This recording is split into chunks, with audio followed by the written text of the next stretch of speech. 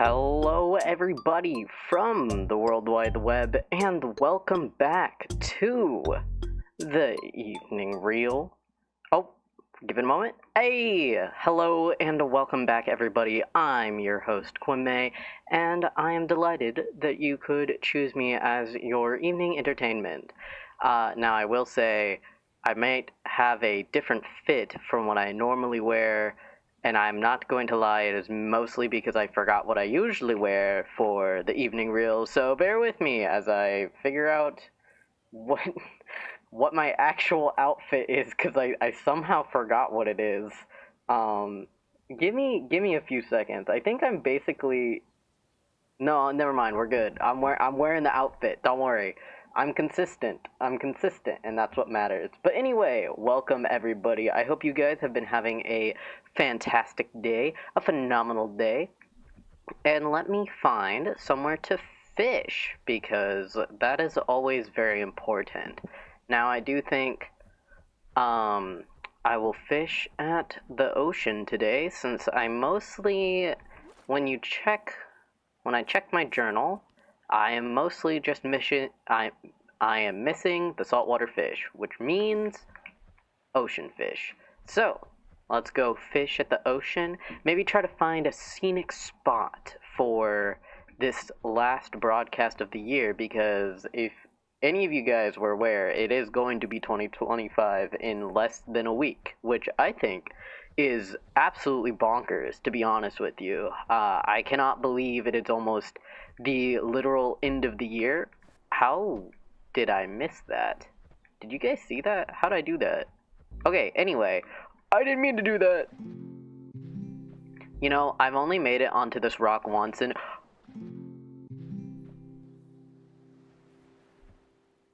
Man, I was so close. Did you see that?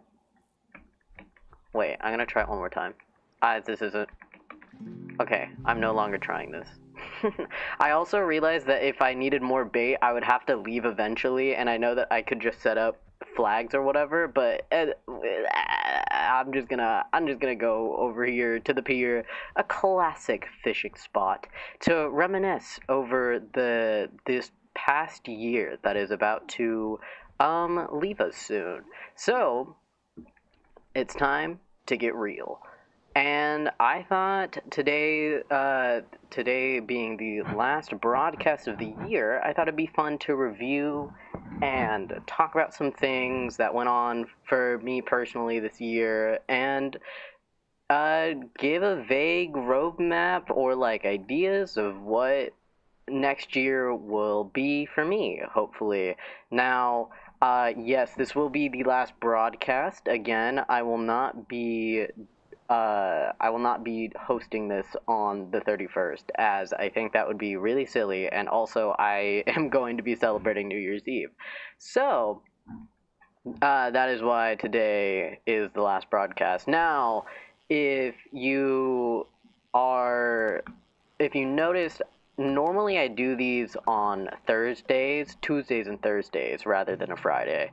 And I just had a silly moment yesterday where I just didn't feel good. Let's just sum it up to I felt a little silly on Christmas and decided to drink some silly eggnog, and I regretted the consequences the day after. But I'm feeling better today, which is very nice, because I did very much want to have this last evening reel, and yeah, that's basically why I didn't do it yesterday. I legitimately felt so bad. Honestly, hold on. Give me 2 seconds. Give me more seconds. You're gonna hear moving. Don't worry about it. Okay, basically, what I was trying to say is that, I did feel a little better by the time I would normally go live for the evening reel, but I just didn't want to push myself yesterday. I was literally in bed all day until 5 p.m. when I finally felt slightly better to get up and, like, do stuff. Anyway, I'm never going to be doing that again, hopefully, because that was crazy. But, excuse me. Let's review this past year, or at least talk about it a little. because going into 2024, I had the hope to upload once a month, and I saw a fish. Wait, sorry, I'm gonna get distracted. Okay, I just need this golden manta ray. All I need is this golden manta ray, and I don't know how to get it. That's fine. Anyway, going into 2024, I had a goal for myself, and the goal was to upload once a month. And unfortunately, I did not complete my goal as I had a complete burnout after I graduated college, which happened around May or June, I think. And so, if you go and check my channel, you will definitely notice a very big gap between my uploads in the year. And then I think around October is when I slowly started to come back, because I think that's when webfishing came out, and that's what kind of inspired me to get back into everything. Now, I'm going to be completely honest with y'all, I'm still extremely burnt out. I guess I didn't realize how burnt out I was, because whenever I had the idea to do the evening reel, I was so inspired to like do it, and I was so excited to do it, which I still am very excited to do it, but I don't think I realized how like tired I am in general, and so, okay, wait. Okay, we're good. Anyway, I'm still extremely burnt out, and I am trying my best to find ways to no longer be burnt out, but for some reason that is oddly hard for me to do. But at least doing this, it makes me feel like I'm doing something productive. I know that I've only mainly been doing this broadcast, and I haven't really been uploading actual videos as of late.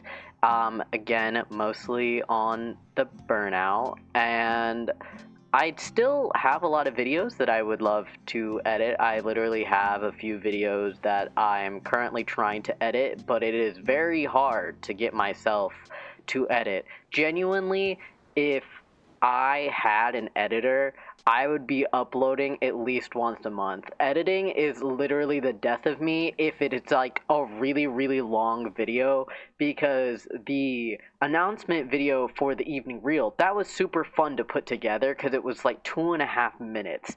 And even though it still took me an extremely long time to make, it was still really fun.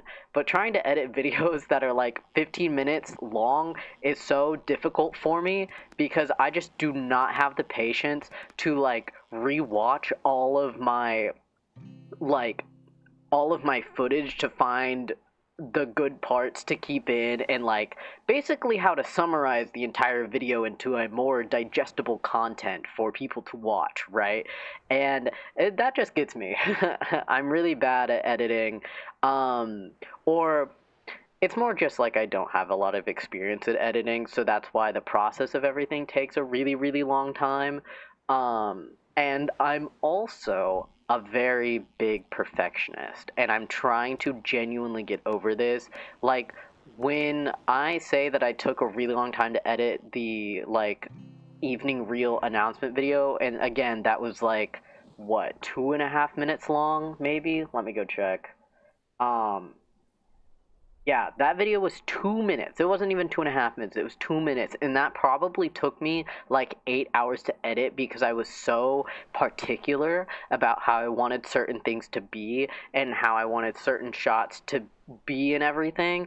And it just took me a really long time. And I'm just a really big perfectionist when it comes to my videos. And I am currently editing a video right now that I'm trying to break that habit, where I just need to allow myself to upload the content that I want, and knowing that it's not perfect, because I mean, like, I'm human and everyone's human. Nothing is ever going to be perfect. There will always be human error. But there's some part of my brain that's like, no, if there's one thing wrong, like, you shouldn't, like, upload the video because it's not good. So I'm hoping that when 2025 rolls around, I can break out of that habit and just start actually uploading videos without fear of like wow, people are gonna notice this one minor millisecond mistake that probably I'm the only one that notices because no one is paying attention to a video that much unless you have rewatched the video a billion times. Also, wow, this is a small whale and yet it looks huge. But oh, I ran out of bait. Hold on. No butts. No butts. I need bait. Give me a sec. Okay. Back to what I was talking about. So hopefully in 2025 I'll learn to loosen up, learn how to edit faster, and just be fine with like the quality that I'm editing at. I still want things to be quality, obviously, but I'm holding myself up to way too high standards for editing. Like, when I say this, it is like I care about the milliseconds in a video. Like a transition shot between two different things, I care so much about the milliseconds and how long it lasts. And I've been trying to get into making YouTube shorts, and I add like subtitles to the shorts, right? Because they're just small stories and stuff. So I add subtitles, and I even like freak out over how long the subtitles should last in the milliseconds of like when they show up on the screen, XYZ, right? It's a lot of like very nitpicky behavior that I really just need to stop because I think that's a very big reason why I burn out really quickly when it comes to like content creation. Even though I really do enjoy like making content, the perfectionism is ruining it for me. Like, I know I said I don't like editing. I how do I explain this? I do really like editing. It's very fun to watch like a video slowly get put together and slowly see like the vision that I had for the video like literally get edited. And be able to watch that back, and it's so cool being like, wow, this was absolutely nothing and now I've made it into something. And so I do really like editing. I think I just mainly dislike having to like get all of the footage and then cut it down into something more easy to watch. Like, for example, I recorded myself playing the newest Zenless Zone Zero Chapter 5 that came out like 2 weeks ago or something. And that entire recording is around 4 hours long. And I have to legitimately force myself to like sit down and just focus on cutting down everything and trying to make it just a shorter video. But like, God, it is so like, I just hate it. Like, if someone could at least just edit down everything, I could edit the rest. It is just that like first initial part of editing where it's just trying to like summarize the video, which is so difficult for me. I've always had a difficult time summarizing things, especially like papers, or if, you know, school projects and like English class are like, read this book and then summarize it for me. And it's like, I don't know how to do that because in my head, everything in the book is important. And so I can't summarize a book if I think every plot point is important, even though summarizing is obviously focusing on like the literal important parts, but it's like I just can't do that. And honestly, I've been learning a lot recently about like how to summarize things, and I've gotten better at it genuinely because of editing, but man, oh man, I had a tough time learning how to do that originally. It was so bad. And like having to do conclusions in essay papers, oh my god. Like what, how am I supposed to conclude everything? I remember taking a class, an intro to statistics class, and it had to do with like psychology and whatnot. And honest guys, literally I low-key really, really like statistics in the way of gathering data and putting it into, like, the program for the program to, like, do all the math and stuff.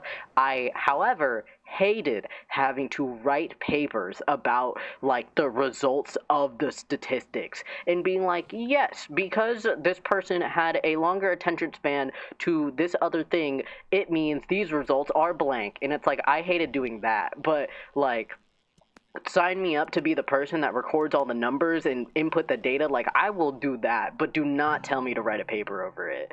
But at the very end, it's like I had to write an entire paper over like an experiment that I had to make, and at the very end it was like you have to write a conclusion about your whole experiment and like this and that, and it took me so long to write the conclusion because I just cannot figure out how to summarize things without thinking everything is important, because like again, everything is important to me.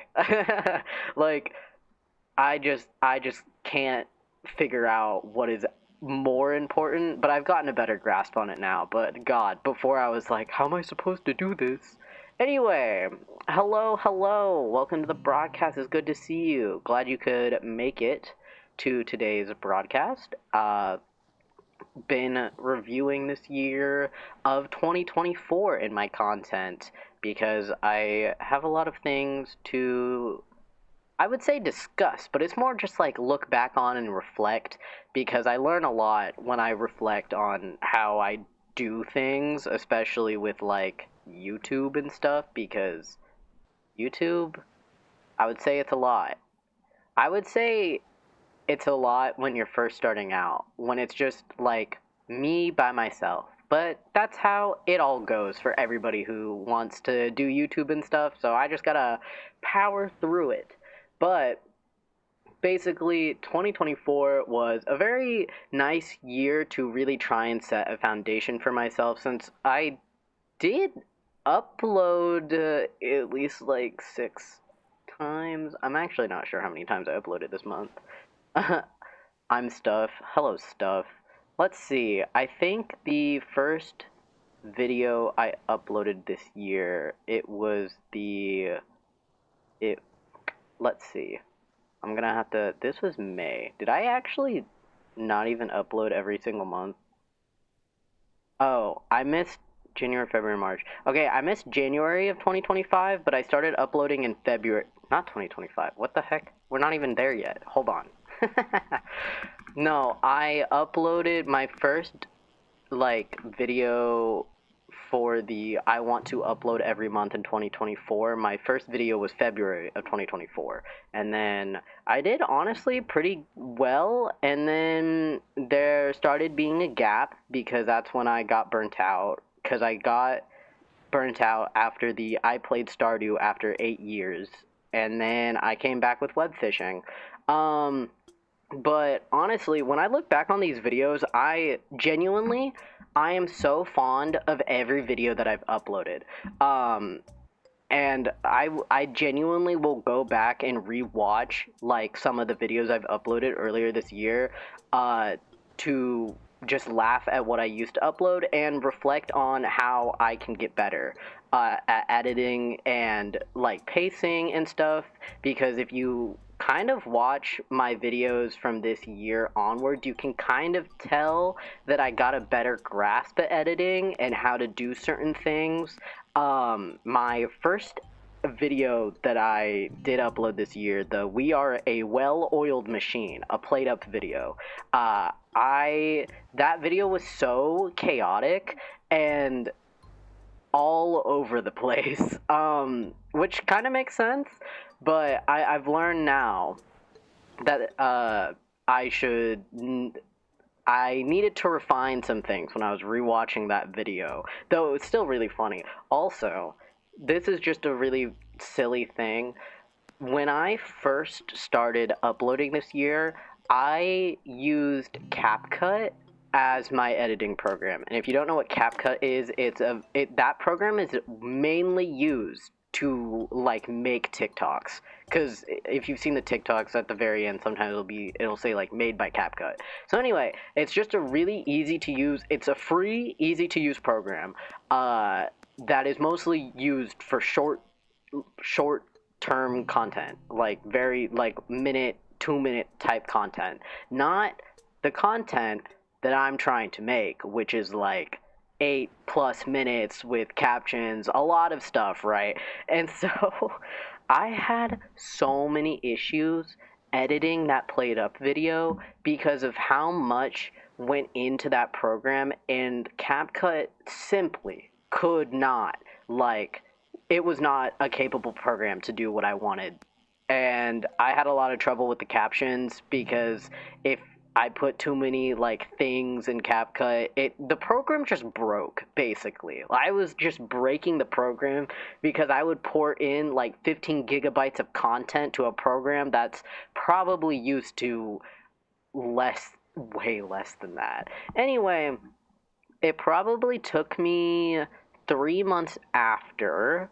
I'm trying to remember when I switched over because there was a point where I did genuinely switch over to Premiere Pro because that is the program that I am the most familiar with. I did try DaVinci because I think that was free, but I couldn't really figure it out and it made me really frustrated. And so I just went back to Premiere, even though I'm going to be so for real with you guys. This program is dog water. Like, for being a subscription-based program that should, in theory, be really good, it is dog water. um, Also, we are going to migrate over to the rain because I have a fish that I need to catch that I can only get in the rain. But anyway, if you ever need a program, like if you have never edited before in your life and you want to get into editing, I would genuinely say to look into CapCut or DaVinci because both of those programs are free and probably work way better than Premiere Pro because I have experienced way too many hardships trying to use this damn program because it'll like break my like my timeline will stop working. It is so bad, and I pay money for this program, and it's still dog water. But again, most familiar program that I have, easiest for me to use and edit with. And so I think around the Lethal Company video to the How I Beat Sisyphus in Roblox video, that's when I switched over to Premiere Pro because I realized that CapCut was just simply not going to work. It just took me a few videos to figure out that CapCut was just not it, even though it was free. And also had a lot of easy effects to implement. And a lot of text effects, which is why I really liked using CapCut because of the built-in effects.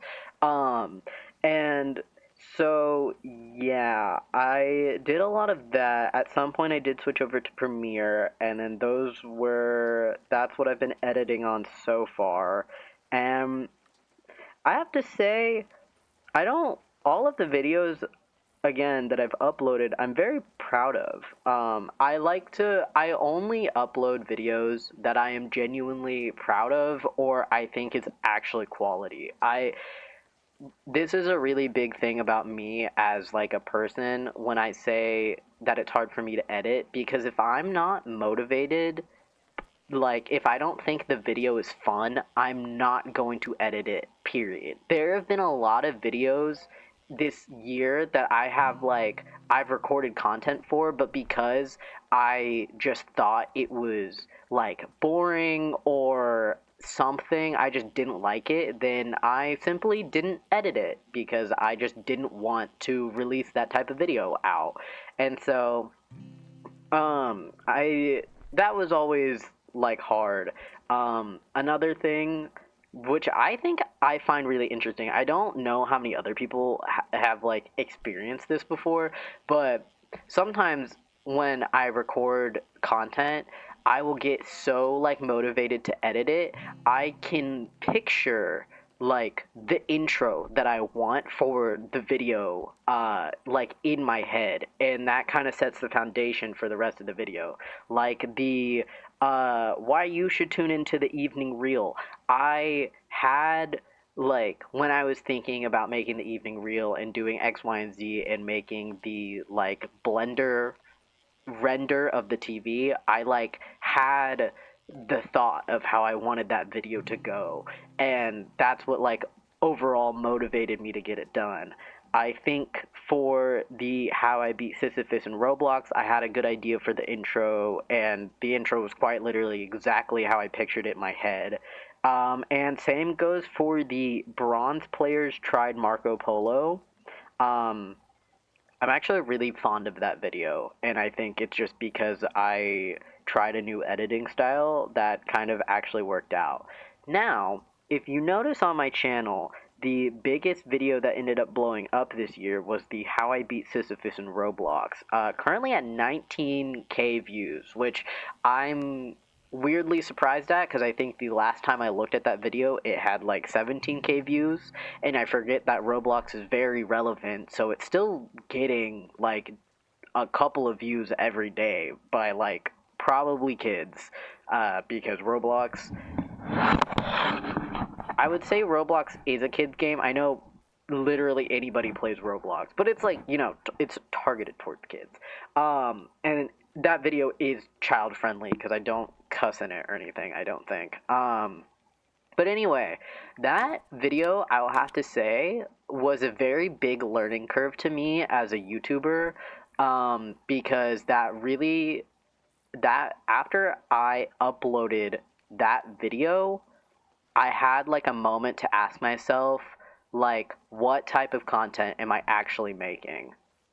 Yeah, right. Roblox videos always goes crazy. Like I don't know why I was shocked that the video blew up because it was Roblox, but that's where I was leading to my next point. That's where I started questioning what type of content that I wanted to make, cuz there were two roads in my head. Like in a very black and white situation. There were a billion roads in my head, but I'm simplifying it for this. I had a moment where I was like, do I want to cater towards the kids that I know I could build, like get really, how do I put this? I knew that if I continued uploading Roblox content, I could just blow up as a creator because, as you said, Roblox, it's Roblox. Kids love it. It's very easy to make videos out of, but it just didn't feel right to me, because that just wasn't the type of content where the, okay, that was crazy. Oh, oh, huh, okay. Sorry, getting distracted. um, but where was I? I was talking about Roblox. It was kind of that two-way road where it was either I either start uploading Roblox content because I know that would blow up very quickly and I could grow very, very quickly, or I go back to making the content that I want to make, which is just kind of variety content, doing whatever I want and not caring what other people wanted. And it kind of just genuinely made me think about where I wanted my YouTube channel to go, because like the easiest option would have just been continue making Roblox videos. Like I think if I kept making Roblox videos, I could have broken like 100K views right now. I could have probably been, I say probably, it kind of depends on how much effort I put into the videos, but it's like you could kind of see the success that I could gain from making Roblox videos. And it was kind of one of those, it felt way too easy to just do the easy road and make Roblox content. And so I really sat down with myself to ask what I wanted to do, because I could have just wrote off that Roblox success. I genuinely could have made another Sisyphus video because I was planning on doing it, but it just felt not right, I guess. And I realized that, again, I mostly wanted to be more variety, and it was kind of my goal that I wanted people to watch me for me rather than the games I'm playing. So it's like if I played Roblox, I feel like most people would subscribe because I'm playing Roblox. And genuinely, I have 600 subscribers. I gained 300 subscribers from that Roblox video. And so it was like those were 300 people that subscribed to me because of Roblox and not the other content that I made. And there was a part of me that was just like, that, like, I don't like that. I don't know why. It's just like it feels not authentic to me as a person and a YouTuber, that like these people are subscribing for one specific content. And it's like, I mean, that's kind of just how YouTube is now, which kind of makes me sad. But like I just realized that wasn't the type of like audience that I particularly wanted, and so I ended up choosing what I would say air quote the harder path, which is just still making the content that I want rather than catering towards what the masses wanted, which was Roblox. Again, could have just become a Roblox YouTuber and I probably could be somewhere way farther. But that's just not what I wanted personally. And I have still been trying to refine what I've thought of what I want my audience to be, since it's kind of a very vague idea of, again, I want the audience to mainly want to watch me for my personality rather than the games I'm playing. So it's like that's why I like variety content is because it's more just like I want you guys to just watch the video because I made the video rather than like, oh, they uploaded Valorant. I only like Valorant. I'm going to watch Valorant. For example, RT Games, if you know that YouTuber, he is a very big variety YouTuber that literally uploads different games. And it's like, I kind of want to build an audience like that, where it's like these people are mostly watching his videos because of him and not the games that he's playing. Of course, there will always be a percentage of his audience that only watch videos pertaining to the topics that he likes, but I wanted to build a very well-rounded audience and also try to focus on building just a really like good, like foundationally a good community. And I could not see that if I were to become a Roblox YouTuber, because being in this sphere of YouTube, I've kind of seen how bad fandoms and communities can get if like the YouTuber isn't on top of like making sure the audience is what they want. I don't know how to explain this.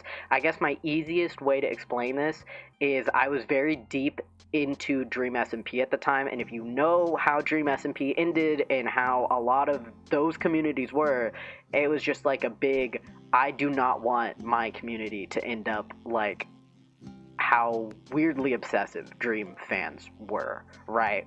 And again, I know that I'm just a really small YouTuber, so it's like I shouldn't really care. But at the same time, this is a very important aspect. Like I'm doing this broadcast for both me and y'all because I want to entertain people and I want y'all to have a really fun time while I'm entertaining and stuff. And it's like I am doing this like as a hope to like do this for y'all and just like make y'all's day a little brighter, you know? Something like that. And so I've just like I've thought a lot about how I want my like community to be and trying to make sure that it's a very like nice and safe space and making sure that I'm building it foundationally very well because like if I don't build a good foundation, things are going to go haywire fast. This is also why I don't. Actually, I don't know how that would tie in. I was originally going to say this is why I don't have a Discord, and it's mostly because I myself as a person just cannot handle that responsibility right now.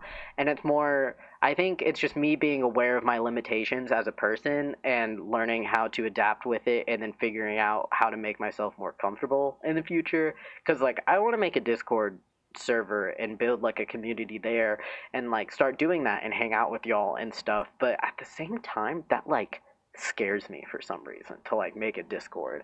But yeah, this year in particular truly like outlined a lot of how I want to go moving forward with YouTube, especially into 2025. And again, what content I want to make, I still want to stay within variety.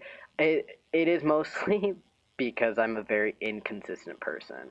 I just cannot stick to one thing genuinely. Like I'm not what I'm a jack of all trades, I would like to say. I'm very all over the place. I like learning new skills. I cannot just stick to one thing, even though that's kind of how YouTube is now. If you want to get like really popular, you need to do one thing. But it's like that irks me for some reason. Like I can't do that. I can't stick to one trend. I gotta do what I want to do, which I know will make growing on YouTube harder because I'm choosing to do very niche content rather than what is very, very popular.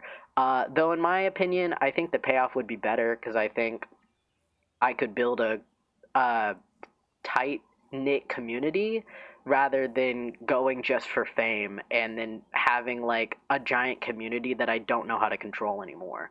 Also, low key, the thought of like blowing up kind of freaks me out because it's like I would say it's easy to blow up on YouTube as long as you like know how to do the algorithm and like go with the trend. But like, man, like if you saw how like Chappell Roan this year like went from being like no one knew her to like literally everybody in the United States knowing about her presence. Like there's something terrifying about that. That like me personally, I don't think I could handle.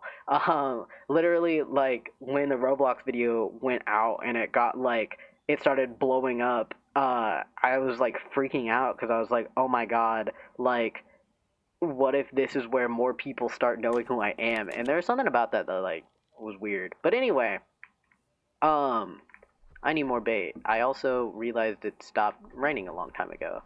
But I just learned a lot from this year, and I'm glad that I can look back and reflect on everything that I've edited and done, and currently have plans for like more content in the future. And I say the goal of this channel, but I don't know what the goal of this channel is besides to just upload content that I like and then hopefully my content that I make gives y'all a little goofy laugh, you know? It's a little hee hee ha ha.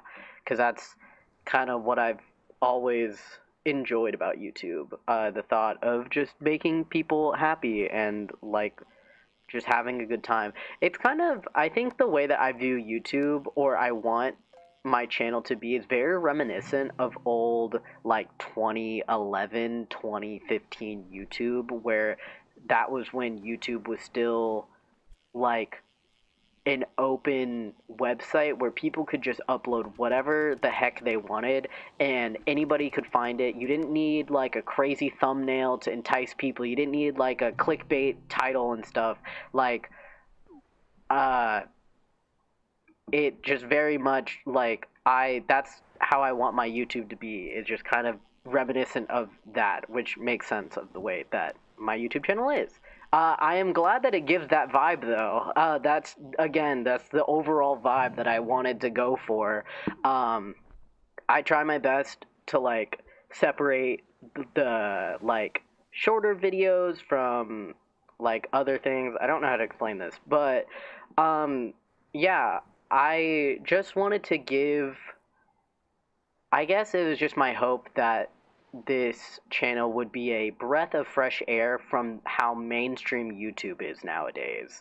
And just again, going back to just that old type of 2015 vibe, even though, again, I know it's like not air quote the way, like, how do I put this? Since I would at some point like to make money off of YouTube, like, this is not the path that I should go down because it will take a very long time for me to grow as a channel. But again, I don't really care about like the goal of money and fame is not what is driving me. That is just a really cool plus. Obviously, I would like to make a living off of this and be able to create content and get paid for it. If you ever hear a YouTuber saying, I don't do it for the money, they're lying. They're lying to you. Everyone on YouTube is obviously doing it for the money, and I will be honest and say that a part of me is wanting to do this for the money so I can obviously survive. But the bigger overarching motivation is to just give that old 2015 YouTube vibe and just be very chill and have an open space and be able to just chill with y'all and have a very good time and stuff like that. And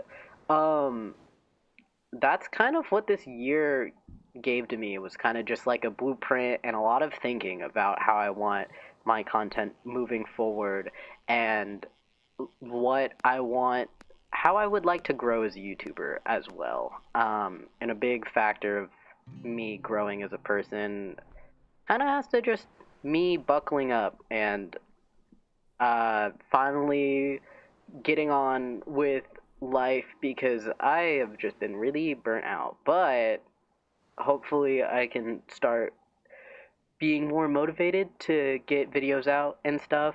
I also had the idea, well, maybe not the idea, but my hope for 2025 is to upload once a month. Again, a very easy goal, I would like to say. I don't think that would stress me out too much. Mostly just upload once a month. It would be nice to get some YouTube shorts out from the evening reel, try to expand the audience by uploading YouTube shorts because I know those are they're very easy to make now that I've made a couple.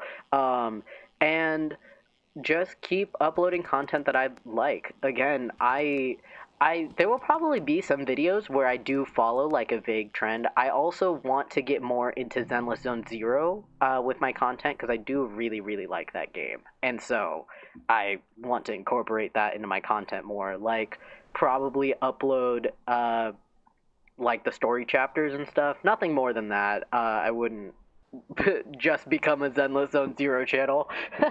Imagine I say all of this and I'm like, I don't want to do mainstream YouTube. Like, I'm going to keep making variety content. And then out of nowhere, I just become a Zenless Zone Zero channel. That would be crazy.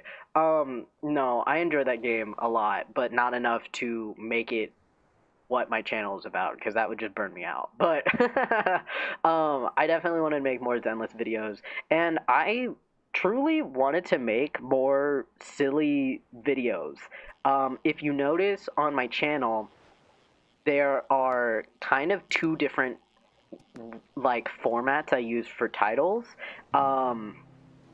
And what I mean by that is if you look at my channel, there is the I played Stardew after 8 years again. This is what happened in spring. And then right below that video, you have Valorant 5-stack gets quirky. And it's like, I want to upload more videos like that where it's like stupid montage stuff like that video rather than the other, in my head, what I would say are the clickbait titles, like the How I Beat Sisyphus in Roblox, or Bronze Players Tried Marco Polo and Failed Miserably, stuff like that. I wanted to have a nice mix between silly haha videos and then like the normal longer videos. And I don't know, I enjoy having variety in content. It makes content for me more exciting than just making the same type of video over and over. And yes, I think I did say truly at some point. I forgot in what context I said that in, but I did say that. But yeah, overall, I have just hopefully small goals in 2025. I want to work harder to genuinely try to upload once a month and get another project that I have been thinking about off the ground. If you've seen on my channel in my live section, I at some point did a Danganronpa fan dub, and if you don't know what Danganronpa is, it is just like wait, I forgot to buy more of this. That's so awkward. Okay, no wonder I've been sitting here for so long. Die. Um, anyway, I did a Danganronpa fan dub earlier this year, and basically Danganronpa, it has 3 main games, and then it has like a spin-off, but I would never play the spin-off. Holy moly! This is huge. Great God. But I had an idea to do a Danganronpa 2 fan dub, because Danganronpa is just, Danganronpa 2 is the next franchise game, and so I really really wanted to do that, mostly because that's low-key one of my favorite Danganronpa games, and it's mostly because Nagito Komeda is in it. And if you know anything about that character, anyway, moving on. So just know that character is very very quirky, and if you know someone who is in the Danganronpa fandom and you ask them their opinion of Nagito Kameda, it is a two-way street. They will either absolutely love that character or absolutely despise that character, and there is no in between. um, and so yeah, I have a future project in mind to cover Danganronpa 2 as a fan dub, because I did want to overall do a fan dub of the three Danganronpa games. And so I'm hoping to maybe try and get that project off the ground this year, but I'm not too sure because I'm still thinking about a lot of things. And obviously, I don't really know how content creation will go, like, in the next 6 months. So it's like something could completely change and derail my plans of wanting to do the Danganronpa fan dub. But that's definitely an overall goal. And I definitely have goals to improve the evening reel. I've been thinking about more, how do I put it? More segments in the evening reel, because if you notice, I do like the gambling segment at the end, and I thought it'd be fun to try and figure out more segments that I could do during this. Though another thing I want to do is make another overlay for the evening reel, and I guess very much refine the theme and idea and vibe of the evening reel and really concrete that, because I had a really solid idea, but I think the way I'm posing the evening reel isn't getting my idea across, but I'm not too sure. So looking into that later, but overall a lot of hopes into 2025, and it's mostly just like uh uploading, and I hope I could. Yes! Wait a dang second. Hold on. That's exactly what I needed. I needed that normal golden manta ray because I've been missing it. Wait. 32. What am I missing? I'm missing one, and it's the. Oh my. Of course, it's the damn stupid fish. Of course, it's gonna be this one. I'm never gonna get this one. It like barely ever rains, and it's like a point. It's like a 1% chance to get it, and I need it normal. Oh my god. Oh my god. I'm so close though, guys. Look at this. 32. Oh my god. I had to catch the stupid fish. This one, the stupid fish. Okay, that's fine. We're almost there. Can't lose my mind yet. I still have so much more to go. Wait, that's actually crazy. I can't believe I caught that. Wait, this is awesome. Can you believe that I'm actually almost done with a lot of this journal progress? I'm just literally missing so many of the rare fish, and that's like the only thing. Oh my god. Need alpha lead for real. God, I have been playing this game for, hold on. I have 87 hours in this game, and I have only caught this fish once. Oh my god, guys, I'm cooked. Guys, I'm so cooked right now. It's gonna take me so long to get that. Man, I'm joking. I mean, I'm here, so I can't complain. At some point it'll happen. At some point I'll 100% the entire journal. It's gonna happen. Hopefully. I hopefully will not give up on that goal. But I cannot believe I just caught that. Wow. I have been trying to catch that golden manta ray for probably the last 40 hours. So, very happy to get that. Horribly derailed what I was talking about, and honest to God, I barely remember what I was talking about, before, like, pure dopamine just hit my brain when I saw that golden manta ray. I think I was talking about something about segments, in the evening reel, and wanting more segments to make it more fun and engaging. I don't know. I wanted that. I should probably research more into radio show vibes, because that's kind of like the whole vibe of this. And I think in radio shows there are different segments. I'm not too sure. I don't know. So We'll see. I definitely have a few ideas at some point, but I don't know when they will ever come to fruition. But that's okay. They're on the back burner, and that's what matters. But overall, those are my thoughts about 2025 and this year, I think.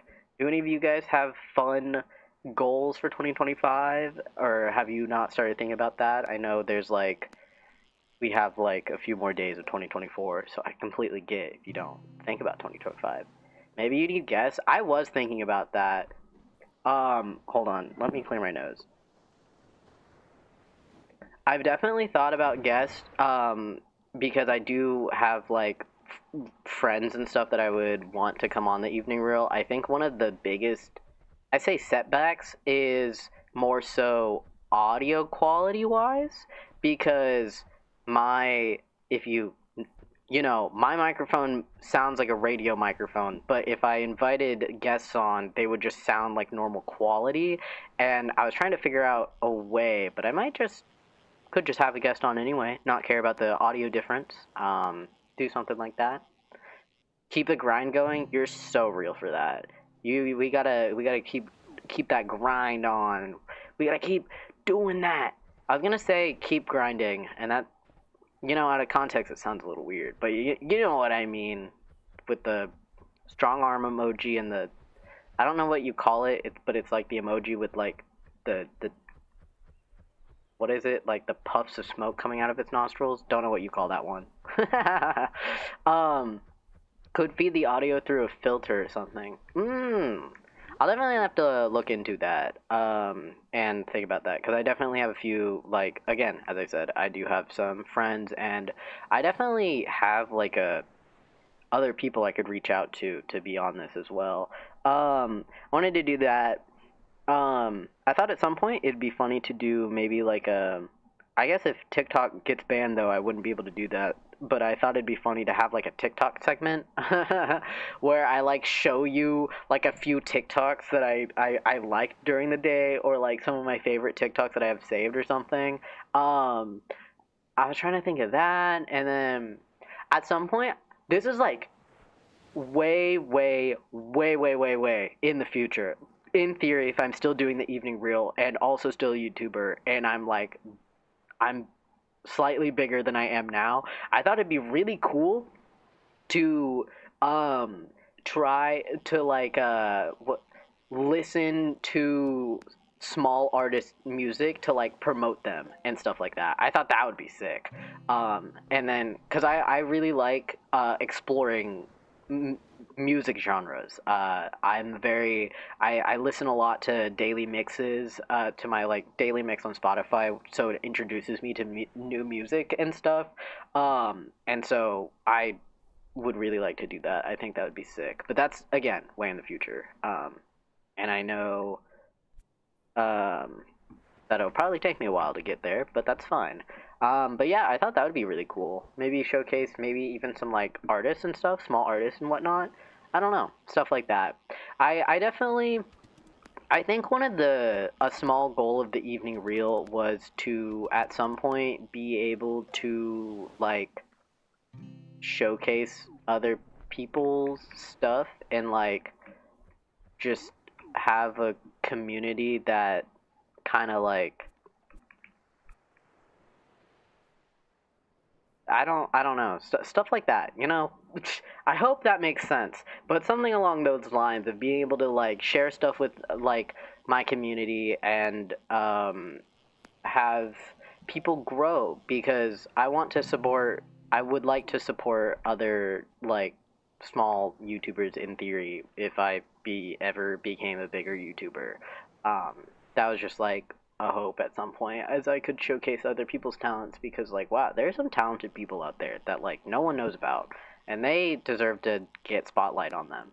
But again, way, way, way, way in the future. Not happening anytime soon. But that's just like a hopeful goal.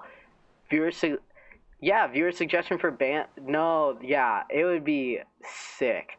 Like I think that was kind of like a small radio aspect that I wanted, where I know most radio shows are mostly like music based, and it's like, welcome back to FM 147. Today we're going to listen to XYZ, and it's like I would like to have a literal radio segment moment where it introduces you to a new artist or a new band that you've might have never heard of and something, and like just be able to showcase small artists and be able to support people, because it's like I want to build a community that I can also support back as well, as in those things, and like maybe even doing like a viewer YouTube channel review. Like if you make YouTube videos, like I would want to like watch them and like put them in this broadcast so other people can like find out about other small YouTubers and stuff. So it's like I'm trying to build a community, obviously, to like have a really chill community, but to also just give back to y'all, because like obviously, even though I'm a really, again, small YouTuber, like I have 600 subscribers, and that's not, hey, I'll take it. Like I'm genuinely happy to be here, and it's like y'all are able to give this to me, and I want to give something back to y'all, because like obviously I would not be here if I didn't have this community and this audience, and I really appreciate you guys being here and like being able to tune in and everything, and just like supporting me as a YouTuber. Like I always find it insane that like this is gonna sound crazy. It's always crazy to me that you people are actually real. Like you're not just like random bots in my chat. Like you guys are real life people sitting down at like your desk or laying on your bed and like listen to this. And it's like, this is insane.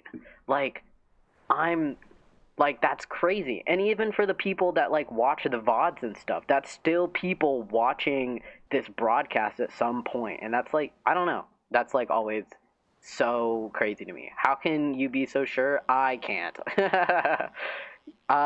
You could be fake for all I know. Maybe I'm hallucinating, and this has all been my crazy hallucination, and I've actually just been talking to literally no one for the past 2 months. I'm fake AF, AI generated for real. Yeah, actually, this entire YouTube channel is actually just AI generated. Yeah, this is actually a social experiment, performed by the government. I'm joking. But wake up, despierta, despierta. Fun fact, I learned that from my friends because they would always say that to me in Spanish, though I do not actually know Spanish. I just know how to say wake up in Spanish because they would always tell me that. But like, yeah, I'm actually part of the government. Did you guys know that birds are fake? Oh my god, wait, speaking about birds, this is actually really funny. So, over Christmas, I went to go visit like my aunt and stuff, and my aunt, and my cousin. I went to go visit my aunt, uncle, and cousin, and they really wanted to play Jackbox. Not sure why. I'm not the biggest fan of Jackbox. It depends on the people I'm with to play Jackbox with, and also the Jackbox games.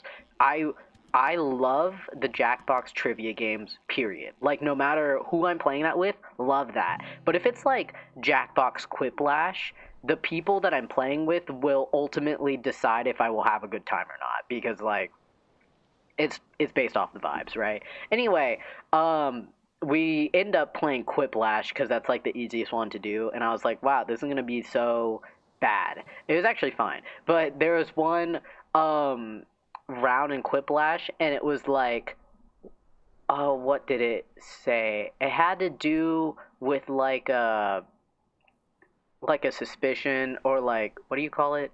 How is the word? The words are on the tip of my tongue, but I've completely lost what actual word that I'm trying to say.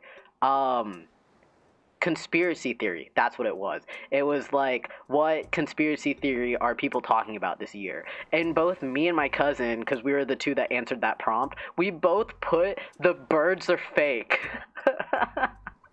And I was like, that's actually crazy that both of us thought about that and legitimately put the birds are fake as like what conspiracy theory people are thinking about. And I mean, like, hey, you know, how am I supposed to prove that birds are real? You know? Some of them birds be freaky. Like crows or whatever, they're like too smart. Like, how are you telling me that this is just like a bird that knows what money and change is? Like that's scary. And you're telling me that this is a real bird? No, I think it's made by the government. I think you're lying to me, and I think birds are fake. I'm joking. Slash J, this is a bit. I think birds are real, but you can never be so sure. There's always a room for suspicion. There's something I learned from my, what was it? It was some class that I took in college. I think it was like the history of psychology or whatever. Something I learned from that professor was to always be 95% sure and then 5% like, I don't remember the word he used. I don't know if it was like 5% suspicious or at least just 5% unsure, where you leave that 5% to like truly figure out if what you're doing is right. Don't know if I explained that correctly, but I hope you get the point. Something to that extent. Also, let's hope I can get that lead fish. I would really like that fish. I think that would be sick. Let me throw the golden hook on. But yeah, be 95% sure, 5% unsure about everything. You gotta be suspicious about everything, you know? Nothing can be as it seems. And it's like, they be making the fish gay. See, exactly! They do be making the fish gay. They also be making the frogs gay. I'm trying to remember that, like, meme song of that guy who said what is it? I think it had to do with the water, and the water was making the frogs gay.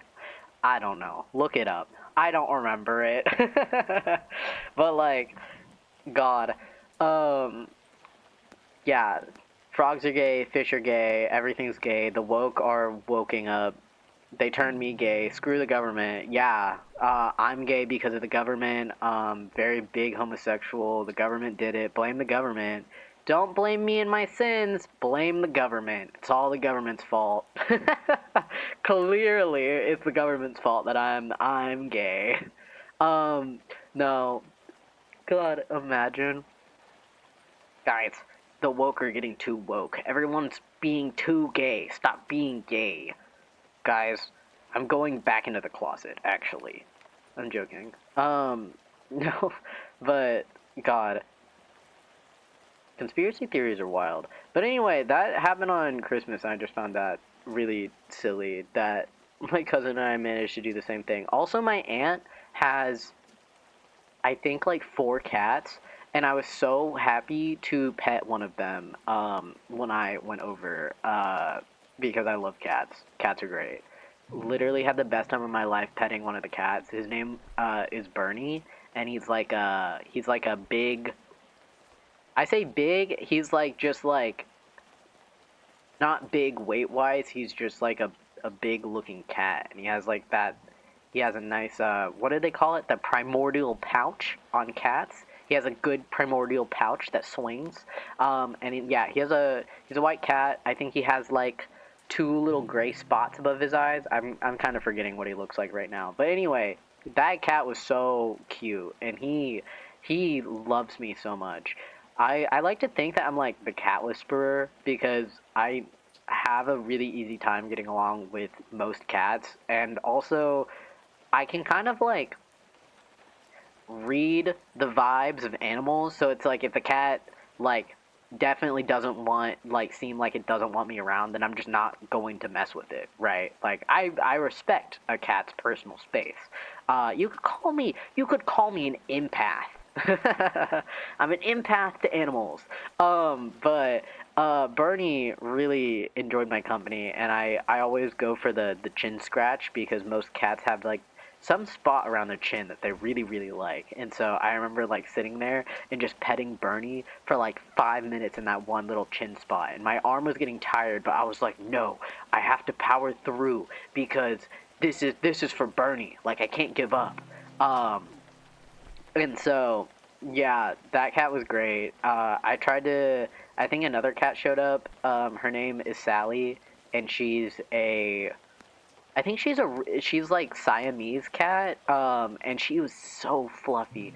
Oh my god, guys, I've like not pet such a fluffy and soft cat like Sally, because she is so fluffy and soft. I think I've pet the closest cat I can think of that I've pet that is also very soft. His name was Vladimir, and he was a uh, Maine Coon. Uh, and we like babysat that cat for like a few months because I think his owner went to college and like went had like lived in an apartment where she couldn't have the cat, so we just like took care of the cat for like 8 months. He was pretty chill though. Love that cat. Um, but God, those cats were so fluffy, and I'm like, oh my god, these cats are so great. And apparently she got like a new cat, like a new little kitten, because I saw the cat like really, really quickly before it ran away. But like, guys, oh my god, I love cats so much. They're so great. I want a cat so badly. But I have a dog. But I'm really hoping one of my roommates will like get a cat. Cause I have like three roommates, but two of them I'm actually friends with. Like one of them is just like a random person. But anyway, we like are going to be living together for another year, and so I'm really hoping one of them will like get a cat because um we all want a cat. Like we're all like, "Oh my god, please, like someone get a cat." And it seems like one of my roommates is like really really considering getting a cat, and I'm like, "Yes. Yes. The cat must find you." Honestly, yeah. I've been waiting for the cat distribution system to like give us a cat. We were actually kind of close one time. This happened at the very beginning when we first moved in, that we were like having like me and my two other roommates went to go have a hot girl walk, and as we were out, we like found we don't know if it was actually a stray cat or if it was like someone's just outside cat, but it was like this little black cat. Um and I ended up like running to a gas station nearby to get cat food, and I ran back and we fed the cat, and um, we definitely could have just picked up the cat, and it just would have been ours, but we're a little too responsible to take that type of risk immediately without thinking it through, because we were literally like, oh, if we take this cat, we're gonna have to take it to the vet and do all of this, and like we don't really have like we don't know where to put the litter box. So anyway, we didn't end up getting the cat, and we have yet to run into that cat again. Um, but hopefully, cat distribution system pulls up and just drops us a cat, because that would be sick. I would love that because cats are chill. I'm chill with cats, and they're like super cute. I've only met one cat that like kind of didn't like me, and when I say kind of didn't, it was like it was kind of nice to me, but then would also be mean. But I kind of enjoyed it because it's like that's fine. Like at some point you'll like me. At some point this cat will like me, and then that's when I celebrate. Um, but yeah, overall, really love cats. They have such a soft spot in my heart, especially because I was a big Warrior Cat fan back in my childhood days. Literally, cats are so goated. I fuck with them heavy too. I literally was a huge Warrior Cats fan back in the day, uh, and that book series was crazy. Let me just say, if you've never read Warrior Cats, that book series was whack. Because there was so much happening after like the first like book series, and it's like, how am I reading this? Like me at in fourth grade, however old that is, because I don't want to try and do that math. But me in fourth grade reading a book series about a clan of cats, and like all of these cats fighting and cats dying and like religious cat stuff. It was just crazy. There was like religious cat stuff and like cheating and cats committing sins and whatever and killing each other, and it was like, what what is happening right now? Anyway, that was a good book series. I could genuinely tell you the entire plot of the first original like series from the like first book to I don't remember. It's literally whatever series comes before Dawn of the Clans. That's what I read up to as a kid. Got my cat under my monitor right now. Oh, she purring. Oh my god, make sure to give her so many pets for me, please. Thank you. Smile. No, I used to be obsessed with warrior cats that I literally reread that book series like 3 times because my mom really wanted me to read as a kid, but I was like too stubborn that I didn't really want to read, so I would just keep rereading warrior cats over and over.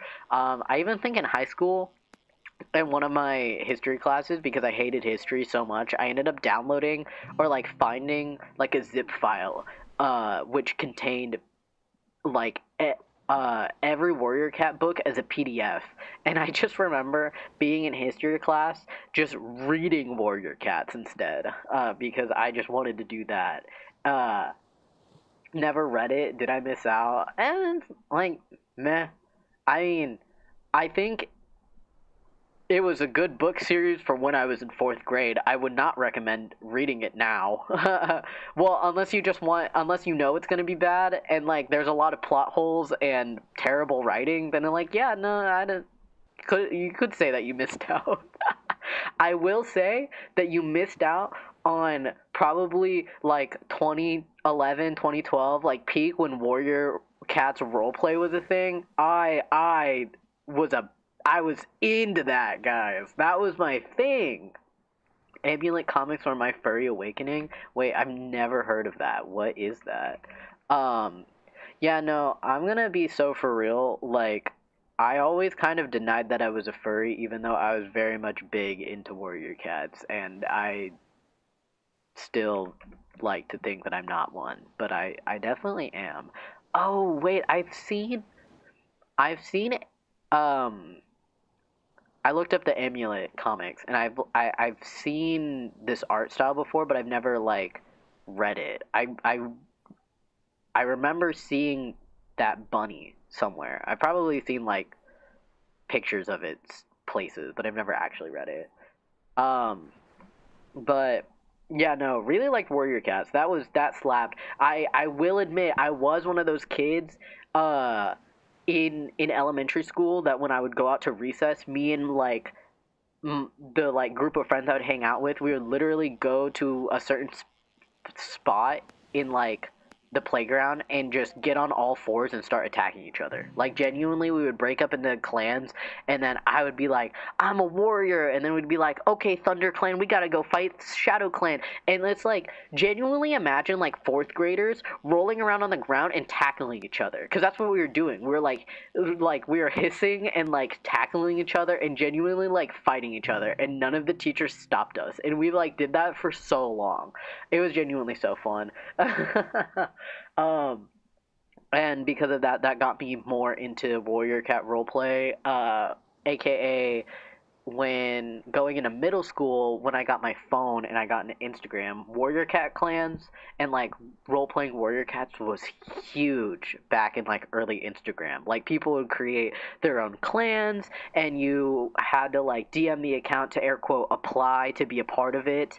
And then you would give them like your Warrior Cat OC, they'd post about it, and then at some point, like they would like post a photo where it'd be like clan meeting, and then you would literally just role play in the comments of that post. Like I have so many fond memories of doing this. And fun fact, I used to have my own warrior cat clan that low-key blew up, and it was called Torrent Clan, and I genuinely ran this clan for a couple of months before, like, I think this was near the end when like warrior cat roleplay was dying out, and then at some point it just stopped. I also may or may not have dabbled in writing Warrior Cat fanfics that I still have the drafts to this day, somewhere deep in some Wattpad account that I probably cannot access anymore, but I also kind of still remember the login. But anyway, very much into that. Do you used to play cat battles? If that's a specific game, then no. But if you're talking in general, like we would play as cats, then yes. um, I need you guys to know this did not just stop at Instagram and real life. When I got into Minecraft, I found out there were Minecraft Warrior Cat roleplay servers. And boy oh boy, did I enjoy doing that. Fun fact, doing this like Warrior Cat roleplay stuff is legitimately the reason why I'm really, really fast at typing. Like, I have an average of 90, and my fastest I've ever typed is like 130 to 140. And it is literally because of my Minecraft Warrior Cat roleplay days. Because if you didn't type fast enough, like, you could get lost, or you, like, whatever you're trying to say would become irrelevant so fast because of how many other people were role playing. Aw, man, rest in peace to your cat. I hope you had a good last few moments with your cat before they passed, but rip. Um, but yeah, no, those Warrior Cat roleplay days were like I was extremely fond of them, and a lot of Minecraft stuff. It was just really funny.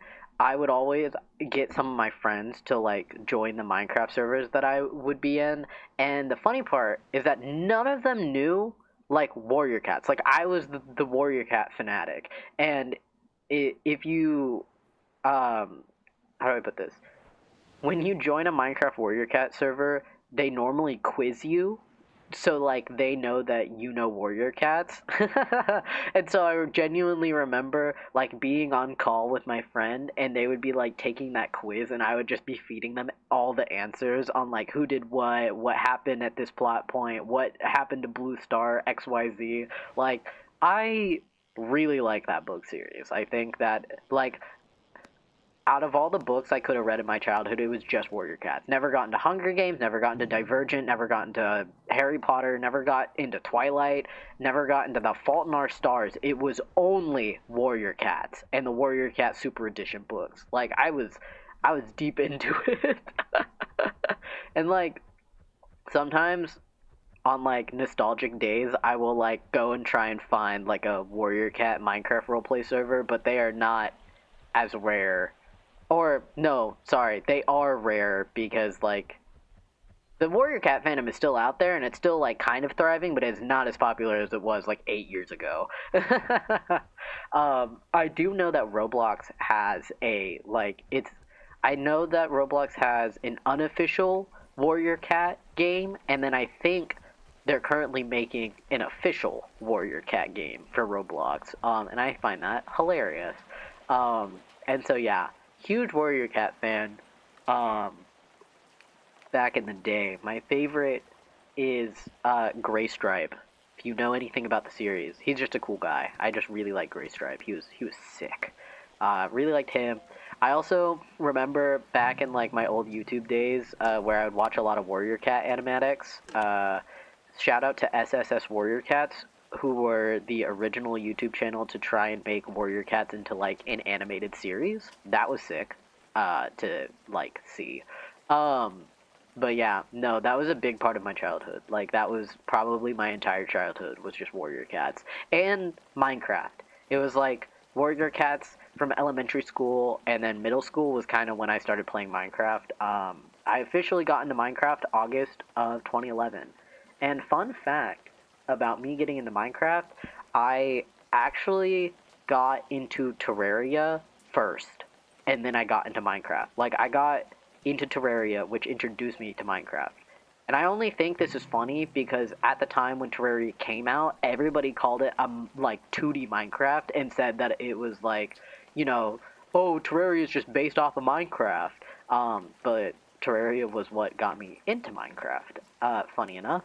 And so, yeah, August 2011 was when I officially got into Minecraft. I think that was the update when they introduced the first creative mode, where instead of how creative mode in Minecraft is now with the different tabs, it was just that one really, really big, long inventory where you would have to scroll and, like, find the blocks in a really specific order. And I used to play creative so much that I would remember where the blocks were that I wanted. So it's like, oh, if I needed a pumpkin, I would only have to scroll 3/4 down this inventory because the pumpkins were right next to like this other thing, right? And so very much got into Minecraft then, and if there's one thing I really, really want to do at some point in my life, there is an old hard drive in like in my first PC that I ever used, and it doesn't work anymore because something with like what powered it, like I think one of the prongs just broke off, so it can't get power. But I want to fix that hard drive so badly because it has my first Minecraft world on it, like it was a creative world, and I remember it's called Caves the Word. Don't ask me why it was called that. I don't know. And I only remember this because anytime I play a new game and I need to make like a world name, I will always name it Caves the Word because that was just my first Minecraft world, and I want to like revisit my first creative world so badly. I do remember quite vividly what it looks like, so I could probably perfectly describe it to y'all, which is the insane part, because I just know the blueprint of that world like the back of my hand. That hard drive also used to have my first Terraria world with my first character in it too, which I would also like to recover, because I would like to just look back on that, and that was just a cool, like, Terraria world that I used to have. So hopefully at some point I could get that up and running, because I so want to see that old Minecraft world and, like, how creative I used to be as a kid, because it was, like, I just find it crazy that I, like, found Minecraft and I was just able to just build God knows whatever it was on that game, and it just, like, that's just Minecraft. And now it feels like, as like an adult, it feels harder to tap into that like childlike creativity, to just make something without overthinking it or something. But that first Minecraft world was sick, sick as hell. I would have to. That's not the fish that I wanted. That's the wrong fish. I thought it was this fish. It's not. It was this fish, and I've already caught that. No, it's whatever. You know what? It's cool. It's like whatever. Just getting confused. Whatever, man. Also, switch my booties. I think I wear the yellow booties. Um. Okay, sick. I'll take that fish anyway. Um. But yeah, I really want to be able to fix that old hard drive. I think it'd be really fun to like make a video over like my first Minecraft world that I ever made. I think I also have like dogs that I tamed, and it'd just be funny to like finally go back. I am trying to remember what version of Minecraft that was. I think it was quite literally like like it was like beta 1.8 or something. Like whatever the first creative mode update was, like that was when I got into Minecraft. And that was sick. And then that was history. Ever since then, I got into Minecraft, and then I got horribly obsessed with it because it was just so much fun. And then I played Minecraft. I became really good at survival games, so good that people would call me a hacker, and I pride myself to this day on that. I'm no longer good at PvP, mostly because I do not play Minecraft anymore, and also the PvP scene has changed so drastically, obviously, since like 2011. But I was really, really good at spam clicking and beating up people. I also remember playing on like, I don't remember if it was the old like Hive MC servers, or if it was Mineplex or something, but I remember getting into a survival game where Sundy and Deadlocks, if you guys know those Minecraft YouTubers from way back then, technically Sundy still makes YouTube videos, but back when, you know, in Minecraft, when they did Minecraft content, I remember running into them in a survival games, and I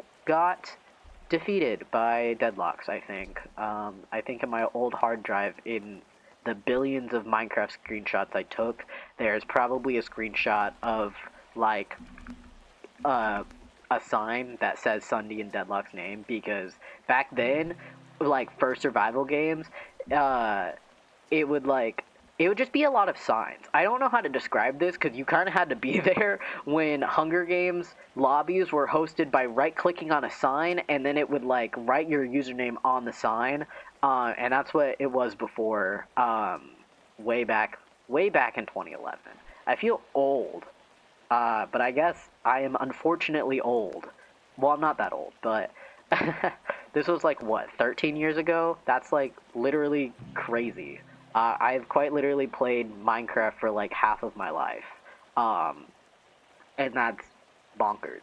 And so, yeah, very fond of my old Minecraft things. Fun fact, back when Minecraft roleplays were very popular, I think this was more in like 2015 to 2017, where Minecraft roleplays became a big thing, like The Crafting Dead by SGC Barbarian, and I think it was like Yonderary High School by Sam Gladiator, that period of time. I also used to be in Minecraft roleplays, like a Minecraft roleplay group for Gizzy Gaza, if you know that YouTuber. I think I also very briefly was a part of, what's his name? I think it's the Famous Films. I used to be a part of his, like, Walking Dead variant on like whatever that Minecraft roleplay was. And so those were my early days, kind of ish, because this was like a bit later into playing Minecraft, but I was a part of a Minecraft body acting, I think is what is a better term for it. I was a body actor where like they'd be like, okay, we're gonna record this session today. Whoever shows up will be there, and then I would show up, and they would assign me a Minecraft skin, and then I'd do whatever they needed me to do for that recording, which was honestly like kind of fun to like be a part of that. I think if you I could probably go back into Gizzy Gaz's channel and find like old videos that I used to like body act for, and stuff like that, and that was pretty solid, honestly. I did that for like three. I feel like I did that for 3 years, but I kind of fell off after two, where I just didn't have as much time anymore. Because I think when I got into high school, I started doing marching band. I just no longer had the time to do Minecraft role plays. And then at some point, Gizzy was like, "We're no longer doing Minecraft role plays because that wasn't like the trend of YouTube anymore." And also, it was probably getting really hard to keep making Minecraft role plays. But anyway, that was a very fun part of my life. And then I think after that, I kind of fell off Minecraft in general because that was kind of like the downfall of Minecraft, I think, from like 2017 to like 2019, where Minecraft kind of just fell off. And then I think it was like late 2019 to 2020 to like when PewDiePie brought Minecraft back, and then I say brought Minecraft back, I mean PewDiePie just played Minecraft and then kind of just blew up the everybody again, and then Dream SMP happened, and then now Minecraft is kind of like relevant again, but kind of not. um but yeah, no, I have a lot of like crazy lore for some reason of just like what I've participated in, where it's like if you ever watched Gizzy, it's like my presence was known way back then. I just like obviously didn't fully make my presence known. And fun fact, there are like 20 plus old YouTube videos on my channel that have just been privated because like I've been trying to become a consistent YouTuber since probably 2012 because I have videos from like 2012 of me when I tried to become a Minecraft YouTuber back then. Like my quite literally my first ever video I uploaded on this channel was a Minecraft Let's Play. It's just private. Like that's why it's obviously not on this channel. Fun fact, if you look at my channel, you'll notice that the like publicly first video I've uploaded was a my first song, and the only reason why that video is still up on my channel is because it's in Minecraft, and I always like wanted Minecraft to be the like first video I uploaded on this channel. So that's why that video is still there, because it's in Minecraft. But yeah, no, I have like so many other videos from like 2012 to like 2015 of me trying to like become a YouTuber, and obviously they've all been like privated and stuff, that you can't watch them. At some point I will definitely end up probably like showcasing some of them, but I have been very active in like wanting to be a YouTuber for a while because like 2011 when I got into that old Minecraft YouTube scene, I got very inspired at the time because I just wanted to do the same thing that they were doing, which was making videos and having fun, and therefore other people having fun because they were having fun. And I was like, this is sick. I didn't even know this was a thing that I could do. And so like I just really enjoyed that. Wow, this was a fun broadcast because I really did reminisce a lot on like the past and what I've done leading up to being here right now, which is very odd that I've like it's like I guess it's just like interesting to me that my roots in YouTube have like kind of spread everywhere. That's like there are probably old YouTube videos like randomly that I probably have commented on, and like I I stay commenting on YouTube videos. It's more like you just have to find it. um and so like yeah, I was very much big on like kind of being, I wouldn't say I'm like well known obviously, but as like being uploading this year, this is not like my first time trying to upload on YouTube. This is more this year of 2024 is more like the start of me consistently, genuinely trying to pursue YouTube. Since obviously I did not actively pursue it in like 2011 and stuff. Right, old YouTube videos are atrocious. No, literally, my old YouTube video, like my first YouTube video, is so bad, but in like a hilarious way. That genuinely, when I look back on all the videos that I've uploaded, I'm not like, oh my god, I was so cringe because like everyone's cringe, okay. But it's like I have some fondness with it, where it's like I don't really ever get embarrassed by my old content because it's like that's just where I started, that's just my roots and also who I was as a person. I had such a bad microphone back then. And it was like literally like a old Logitech headset mic that was so quiet and so bad. And the YouTube thumbnails that I used to make at the time were so reminiscent of like the old 2012 Minecraft thumbnails where it's like you'd have your like Minecraft character like in the corner doing something or whatever, and it's like, uh, I tried so hard to like uh actually do YouTube back then. And sometimes I wonder if I had like stayed like making YouTube videos, like how like where would I have been? Where would I be right now had I like actually um continued trying to do YouTube when I first started? I always think about that, but uh obviously that's not where I am, and that's fine. But yeah, no, I have been very interested in content creation for a very, very long time.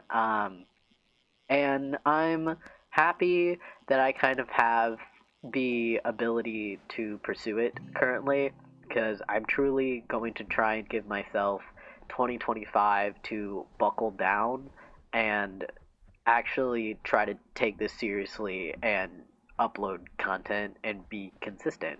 And if I don't, then I'll do what Ludwig said his best advice to everybody who's trying to become a YouTuber, which is to quit. So,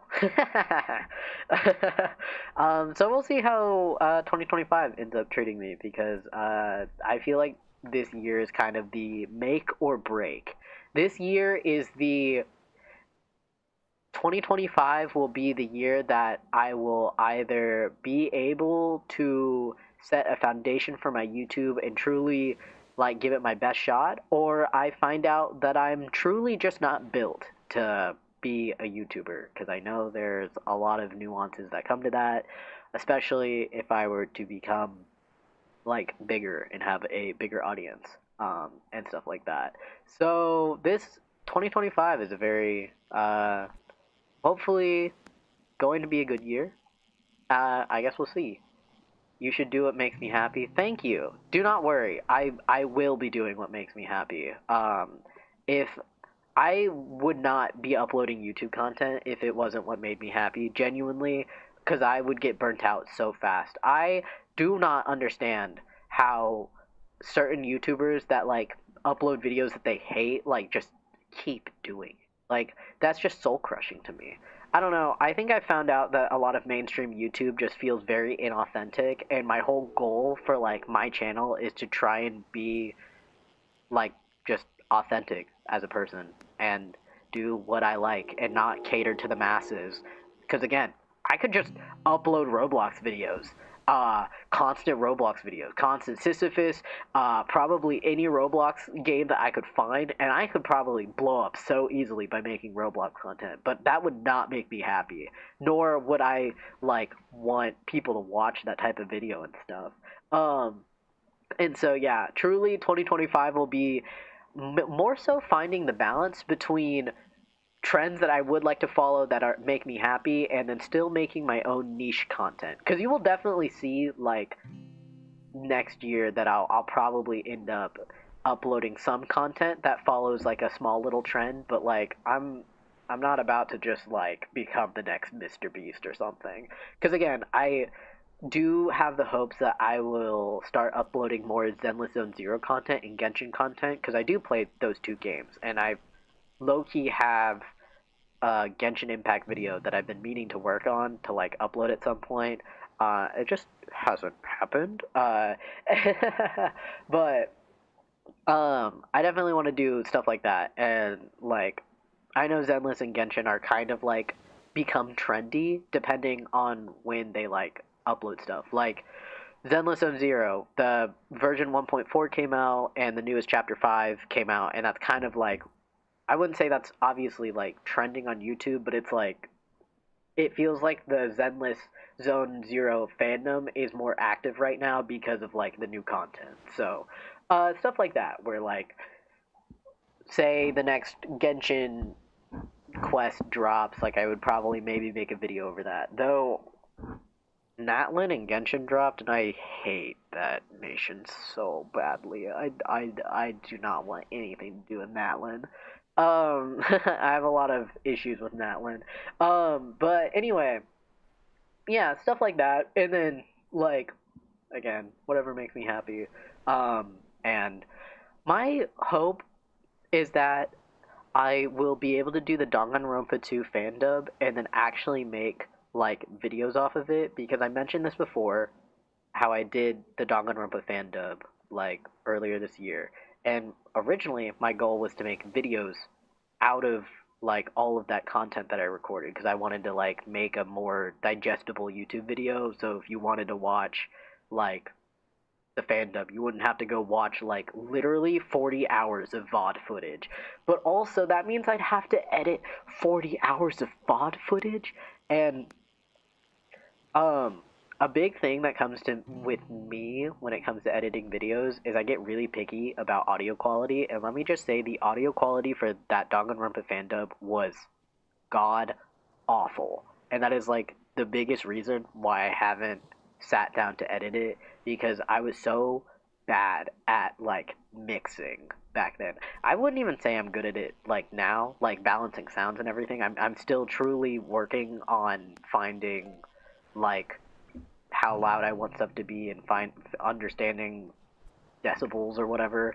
But oh my god, the Danganronpa fan dub was such a struggle, and I truly just don't want to edit that, because like that don't make me happy. So therefore I know make video over it, but I'm hoping when I do Danganronpa 2 fan dub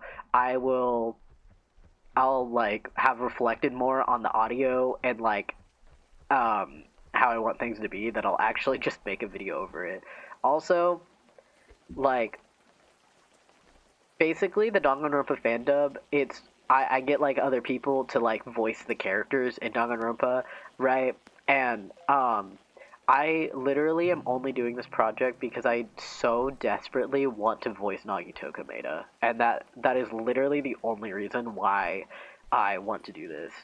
Fun fact, I think 2 years ago, or maybe 3, I signed up to basically do this.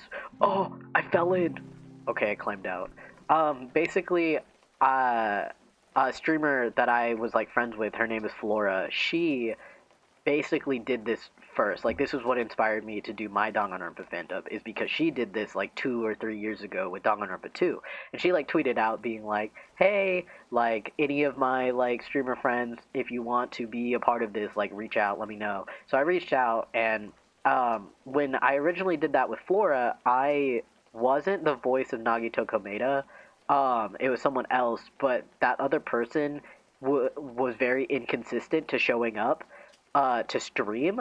So I would take over Nagito Komeda and do that because really I have a very love-hate relationship with that character. Anyway, want to voice him so badly. I actually voiced Gundam Tanaka in that fandom, and that was really fun. And I think there was one stream where I had to voice Monokuma because the person who normally voiced them didn't show up. And I apparently have a really good Monokuma impression. So I pride myself on that. But yeah, that's just a project maybe that I'll end up doing in 2025. Who knows? I don't. I think 2025 has a lot for me this year as long as I can make the most of it. And I hope you guys are able to make the most of it as well for 2025 and whatever you guys have planned to do next year and whatnot. If you couldn't tell, I like to reflect a lot about what I've done in the past. And so, yeah, I hope you guys are able to have like a good 2025, set some nice goals for yourself. Easy goals, you know, some goals that shouldn't stress you out and are easily doable. For example, my upload once a month, because that doesn't really stress me out, but it's something I would like to do. And so, yeah, I hope you guys are able to reflect and figure out stuff that you want to do, and obviously do stuff that makes you happy as well.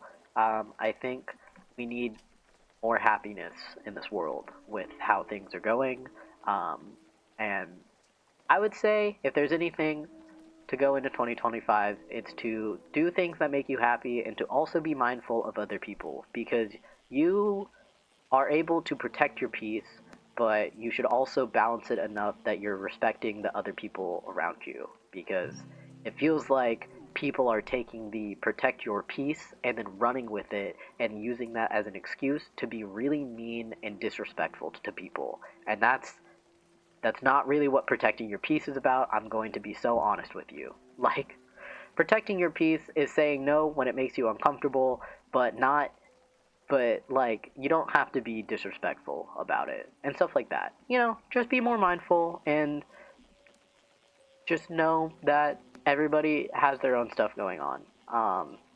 If there's one thing I just like want people to be aware of, it is mostly that.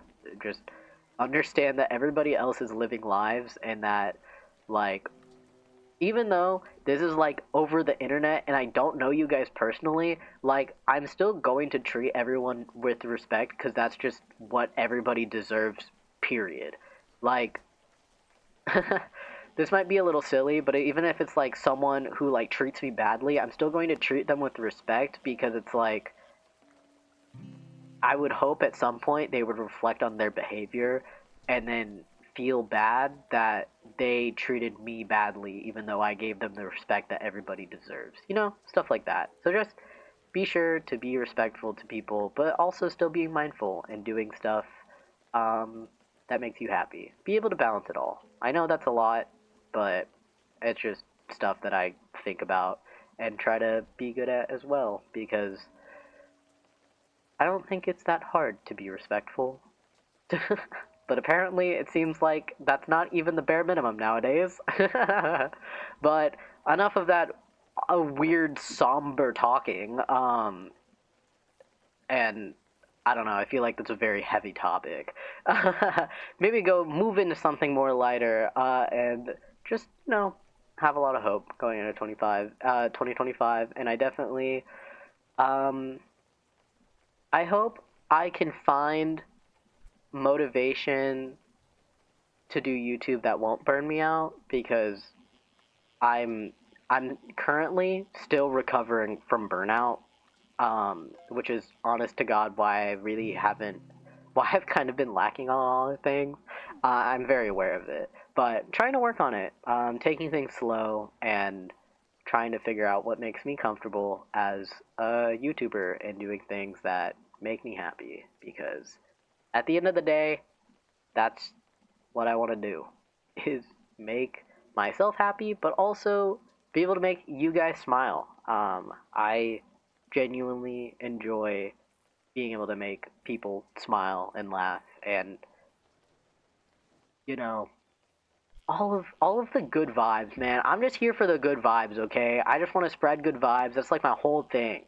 I know that's very stereotypical to say I want to spread good vibes, but that's truly what I want to do. Like, I want to be able to just like do that and have a chill time. You know, it's just one of those things where it's like, oh, I would hope that at some point my broadcast will become one of those like, oh, you just need like a break from everything going on, and then you can just like come and tune over here and we can have like a very chill time. Oh, it's still raining, but that's fine.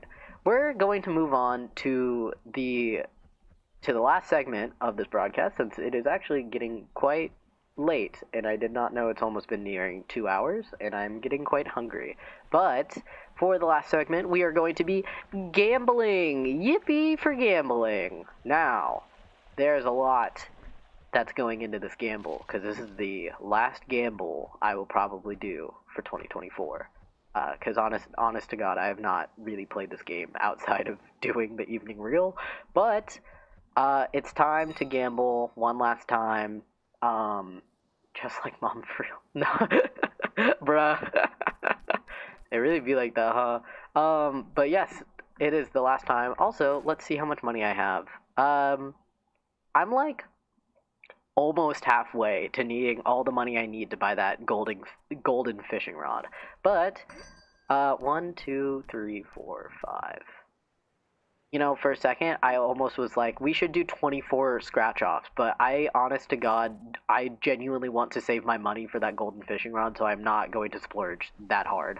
But this will be the last gamble of this year, so let's hope that I get lucky, and maybe, this might sound crazy. Guys, today's my B-day, you better win big. Oh my God, happy birthday! That's so amazing. Oh my God, that today is your birthday. Wow, happy birthday, and I'm so honored that you are tuned in to this broadcast on your birthday. That is truly heartwarming. I hope I was able to make your birthday a little nicer. But maybe with your birthday luck, I will win the grand prize. So let's see what we have for our last gamble, 2024. All right, first off, 48, 37, 13, 15, and 27. All right, let's hope we either... I would be cool to win big, you know? Do something great and hit a big number. Come on. Okay. All right, first one was a bust. No worries. That's fine. Perfectly okay. Second one, let's see. 29, 49, 37, 4, and 19. All right, come on. Can't disappoint on the last gamble of 2024 and on this person's birthday. Come on. You gotta give something. Come on. Ooh. Okay. No one start panicking. Guys, it's fine. You know what they say. Third time's the charm. And this is it. This is when we're gonna win big. Okay, guys? Watch this. I'm a prophet. Watch this. Okay, 19, 11, 44, 36, and 9. Alright, watch. I'm gonna win so much money right now. Just you wait.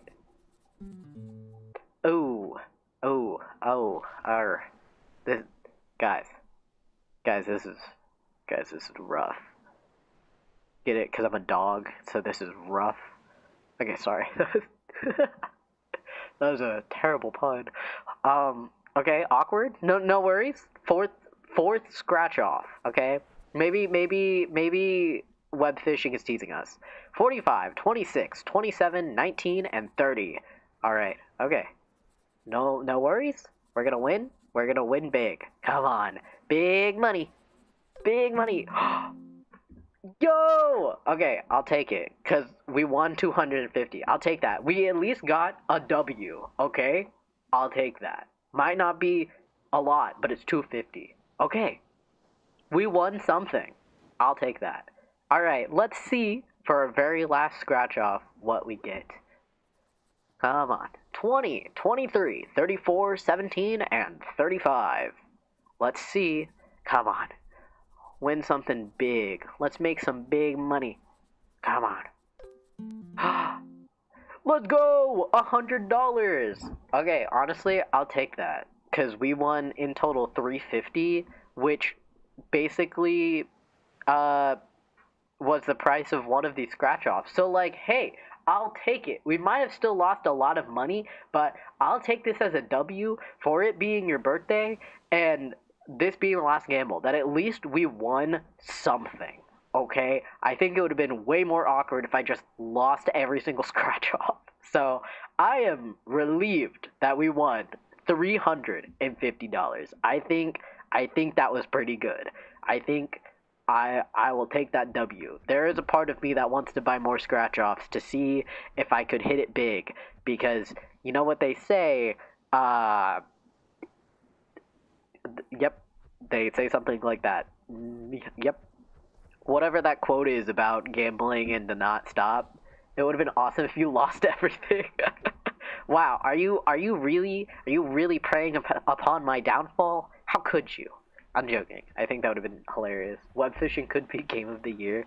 I hope so. I know for Steam Awards, I voted for web fishing for like whatever the like cozy game was for the Steam Awards. I definitely voted for web fishing for that. So I'm really, really hoping that web fishing will win some type of award. But no gun. Grr. Yo, hear me out. We implement Valorant into web fishing. Oh my god, imagine that actually, like imagine like different cute like the what do you call this? The poly animals just like having guns and like shooting each other in Valorant. That'd be crazy. Need it to be like Florida. Web fishing could be game of the year if it just was like Florida, basically. More guns. More guns and I don't know, whatever else Florida has? Question mark? Disney. I don't know. But with that, I would say this is the last broadcast of 2024. Wrapping it up. And so yeah, I appreciate you guys being here. To witness. To witness. What the? It sounds like I'm dying. I'm not. It's just. Okay, you get it. But again, I will not be here next week since Tuesday just so happens to fall on New Year's Eve. And so I will see you guys next year in 2025 on the 2nd, since that's when the first Thursday will be. So thank you again for being here, and truly I appreciate you guys and the support of like from this year and that I got to be able to do this and will still continue doing this. And yeah, I hope you guys have a good rest of your day and have a good one going into 2025. Be sure to stay safe on New Year's, and if you're of age and can drink, just be sure to drink water and take care of yourself. But I will see you guys next year in 2025. And good night, and thank you guys for being here, and I will see you guys next year. Bye, guys.